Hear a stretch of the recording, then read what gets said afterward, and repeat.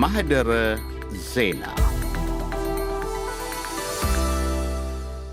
ዕውቁ የሶቪየት ኅብረት ጠንካራ መሪ ጆሴፍ ስታሊን የዲፕሎማሲ ጦርነት ተቃርኖን የምታረጋግጥ አንድ አባባል ነበረቻቸው ይላሉ የሚያውቁ። የአንዲት ሀገር የውጭ ጉዳይ ሚኒስትር የሰላም ጉባኤ እንዲደረግ እስከ መጨረሻው እታገላለሁ ካለ አሉ ስታሊን በአንድ ወቅት የመከላከያ ሚኒስትሩ ለውጊያ እየተዘጋጀ መሆኑን ጠርጥር። ባለፉት ሰሞናት እስከ ቅዳሜ አዲስ አበባና መቀሌ ላይ የተደረገና የተባለው የስታሊንን አባባል የሚያጠናክር መሆን አለመሆኑን በርግጥ አናውቅም። እርግጡ ግን እንዲህ ነው። አዲስ አበባ ላይ የምክክር አስፈላጊነት፣ የፕሪቶሪያ ስምምነት ጽናት፣ ጠቃሚነት ሲነገር ሲተነተን፣ ከወደ መቀሌ የጦርነት መርዶ የክተት ጥሪ ታወጀ። ቅዳሜ የዳግም እልቂት ጅምር ይሆን? ላፍታም አብረን እንጠይቅ። ጥቅምት ማብቂያ 2015 ከወደ ፕሪቶሪያ ደቡብ አፍሪቃ አጽናኝ ቃል ተሰምቶ ነበረ፣ ተስፋ ሰጭም ጭምር።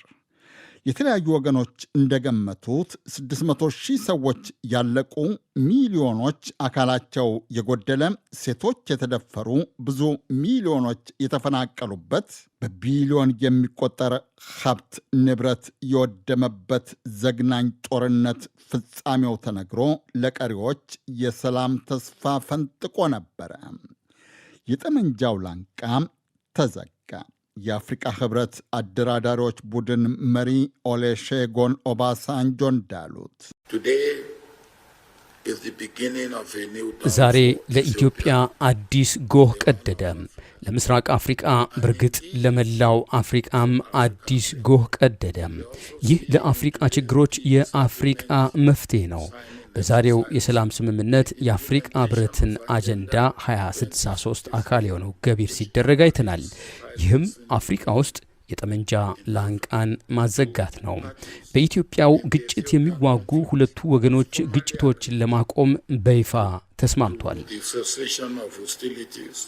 ይህ ቃል፣ ይህ ተስፋ፣ ይህ የአፍሪቃ አብነት ስምምነት ይዘት፣ ሂደትና ገቢራዊነቱ በርግጥ ገና ከመጀመሪያው ማወዛገብ፣ ማከራከር፣ ማሻኮት፣ አልፎ አልፎም ማጋጨቱም አልቀረም።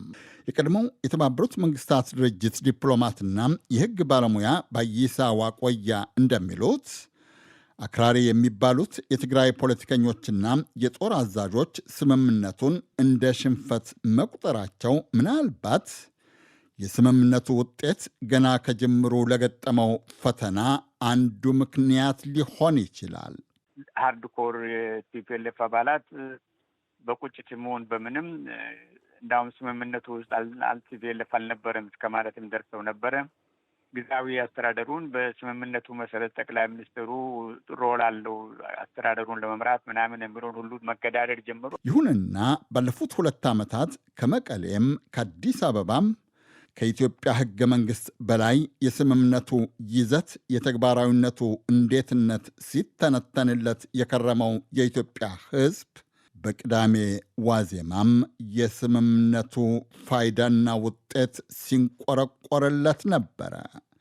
ጠቅላይ ሚኒስትር አብይ አህመድ ለአማራ መገናኛ ብዙሃን እንደነገሩት የፕሪቶሪያ ስምምነት ለትግራይ፣ ለአማራ፣ ለአፋር፣ ለኢትዮጵያ ያስገኘው ነገር የጥይት ድምፅ፣ የተኩስ ድምፅ እንዳንሰማ ማድረግና በአንጻራዊ በሆነ መንገድ ወደ ልማት እናተኩር ማድረግ ነው።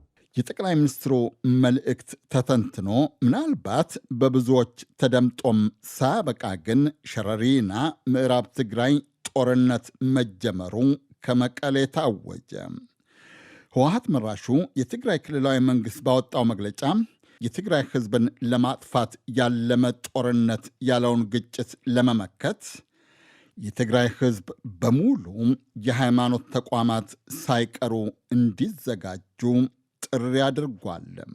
በሀገር ውስጥና በውጭ ሀገራት የምትኖር የትግራይ ህዝብ ዲያስፖራዎች ሁሉም የትግራይ ሰራዊትና የጸጥታ አካላት፣ የትግራይ ብሔራውያን ኃይሎች፣ የትግራይ ሲቪል ማህበራት፣ የትግራይ ሃይማኖታዊ ተቋማትና ሌሎች የሚመለከታችሁ አካላት ብሔራዊ ህልውናችንን ለማረጋገጥ በመናካሄደው ፍትሃዊ ትግል እንደ ትናንትናው እንደ ህዝብ ከቶ አንጠፋም ወይም ዘበት ንብሔራዊ ብርሰት በማለት ተአምራዊ ታሪክ ለመስራት ዝግጁ እንድትሆኑ ጥሪ እያቀረብን የኢትዮጵያ መንግስት ስለ ቅዳሜው ውጊያም ሆነ የትግራይ ክልላዊ መንግስት ስላደረገው ክተት አይነት ጥሪ እስካሁን በይፋ ያለው ነገር የለም።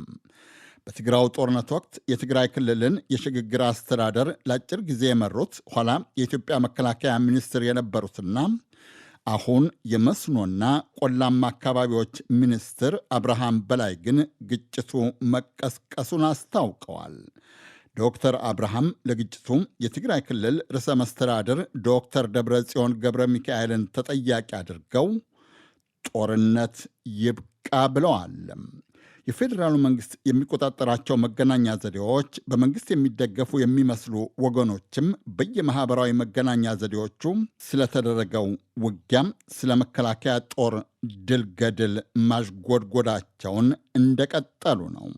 ውጊያው ቢያንስ እስከ ዛሬ የቀጠለ አይመስልም። ከእንግዲህ ላለመቀጠሉ ግን በእርግጥ ምንም አይነት ዋስትና የለም። አቶ ባይሳ እንደሚሉት ሁለቱም ወገኖች የሚያደርጉት ዝግጅት የገጠሙት የፕሮፓጋንዳ ዘመቻ ንረትና የቅራኔው ክረት ምናልባት አጠቃላይ ጦርነት መግጠማቸው አይቀርም የሚል ስጋት ማሳደሩም አልቀረም። እንደምታውቀው ግን ኢትዮጵያ ውስጥ ያው ትራንስፓረንሲ ስለሌለ በቦታው የመንግስትም ሆነ የተቃዋሚ ጋዜጠኞች ተገኝተው ሁኔታውን ለህዝብ መግለጽ ስለማይችሉ ሞስት ላይክሊ ከሁለቱም ሳይድ በሚወጡ መግለጫዎች ነው የምንገመግመው እና ለጦርነት የተዘጋጁ ይመስላል። አሁን ከቲፒኤልኤፍ የወጣ መግለጫ ነው የተባለውም እንደሚያሳየው ከሆነ አገር አቀፍ ጦርነት ነው። የትግራይን ህልውና ለማስጠበቅ ሁሉም ሰው መነሳት አለበት ይላል። ዳት ሚንስ ለትልቅ ጦርነት ተዘጋጅ ነው። ምን ያህል ተዘጋጁ ምን እንደሆነ አናውቅም እንጂ ለጦርነት ተዘጋጁ ይመስላል። የቅዳሜው ውጊያም እንግዳ ከሆነ እንግዳ የሚሆነው ጊዜና ስፍራው እንጂ በሁለቱ ወገኖች መካከል ጦርነት ሊጫር እንደሚችል ከብዙ ወራት ምናልባትም ከዓመት በፊት ብዙ ተንታኞች ሲያሳስቡ ሲያስጠነቅቁም ነበረ።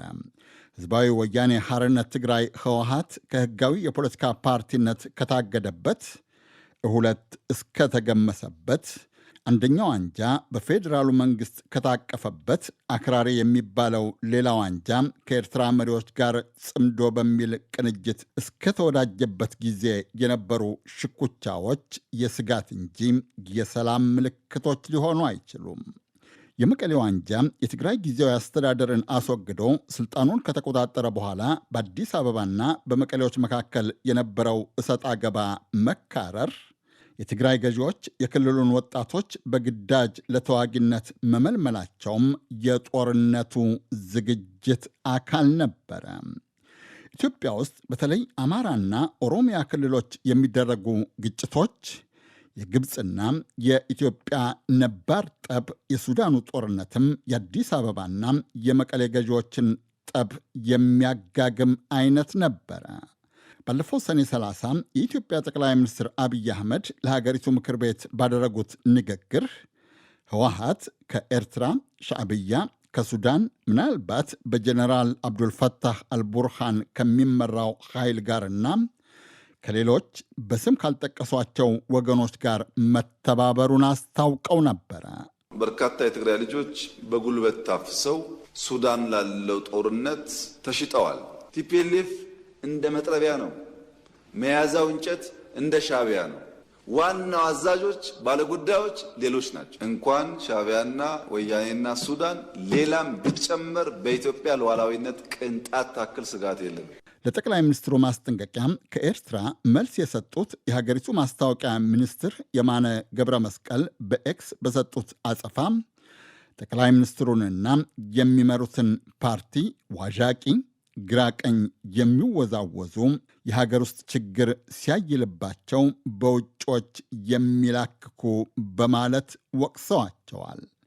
የህወሓት ቃል አቀባይ አቶ ሚካኤል አስጊዶም በሰጡት መልስም ፓርቲያቸው ከሌሎች ጋር አብሯል የሚለውን ወቀሳም አስተባብለዋል። ይሁንና ቃል አቀባዩ የህልውና አደጋ ያሉትን ለመከላከል ህወሓት እየተዘጋጀ መሆኑን አልካዱም። የውስጥ ተቃውሞው እያየለ ስርዓቱ መቆየት ይፈልጋል። ጎረቤት ሀገራትና በተለይም ደግሞ በእኛ በህወሓት በትግራይ ህዝብ በትግራይ አመራርን ማላከክ ይፈልጋል። እንደዚህ አይነት እንቅስቃሴዎች የሉም። የራሳችንን ህልውና አደጋ ለመከላከል የራሳችንን ዝግጅት እያደረግን እንደሆነ እየገለጽን መጥተናል። ከሰኔ 30 በኋላ ከህወሓት ያፈነገጠው አንጃ አዲስ አበባ ውስጥ የትግራይ ተወላጆችና ደጋፊዎቻቸውን ጦርነት አንፈልግም በሚል በአደባባይ ሲያሰልፍ፣ መቀሌ ውስጥ ደግሞ ህወሓት የጠራው ተቃራኒ ህዝባዊ ስብሰባ ተደርጓል። ሰልፍና ስብሰባው የቃላት ጦርነቱን ወደየደጋፊዎቻቸው ለማስረጽ ያለሙ መሆናቸው በእርግጥ አላከራከረም።